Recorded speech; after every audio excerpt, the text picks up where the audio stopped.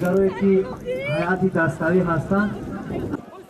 бахшида ба 30-умин солгарди истиқлоли давлатии ҷумҳурии Тоҷикистон ва тарғиби тарзи ҳаёти солим миёни ҷамоатҳои ноҳияи Нуробод мусобиқаи волейбол баргузор шуд. Чорабинии инобат дар деҳаи яхчи ҷамоати деҳоти Иззатулло Ҳалимови ноҳияи Нуробод садҳо нафарро ба ҳам овард ва дастаҳои варзишӣ бо ҳам сабқат намуданд.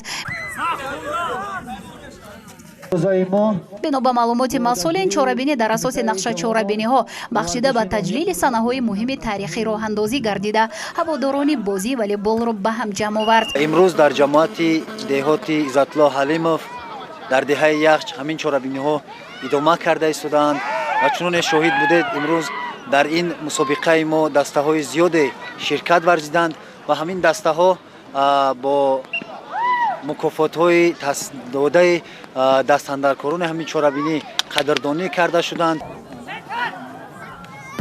мавриди зикри хос аст ки дар ин сабқа дастаҳои волейболи касбӣ ва ғайри касбӣ бо ҳам рақобат карда ҷавонони деҳаҳои ноҳияро бо ҳам рӯбарӯ намуд. мо дар бозии аввале ки бо дастаи сияҳои ҷамоати хундун дар ин даста иштирок дошт, мо ғолибиятро ба даст овардем ва мо бозиҳои дигарро низ кӯшиш мекунем ки ҳамин бо як бозии хуб нишон дода ва ғолибияти соф ба даст орем. таври масъулин аз кумитаи кор бо ҷавонон ва варзиши назди ҳукумати ҷумҳурии Тоҷикистон иттилоъ доданд, мусобиқаи мазкур бо мақсади ташвиқу тарғиб, таъмини оммавияти варзишу солимгардонӣ, тарғиби тарзи ҳаёти солим миёни сокинони ноҳия, рушди намуди волейбол дар рӯстовҳои кишвар дар сатҳи баланд таҷлил намудани рӯзи модар ва истиқболи ҷашни 30-солагии истиқлоли давлатии мамлакат баргузор шуд. ташаккули ин навъи варзиш дар манотиқи кишвар гувоҳи дастгирии сиёсати иҷтимоии давлат дар самти тарзи ҳаёти солим ва ташаккули солимии миллат мебошад.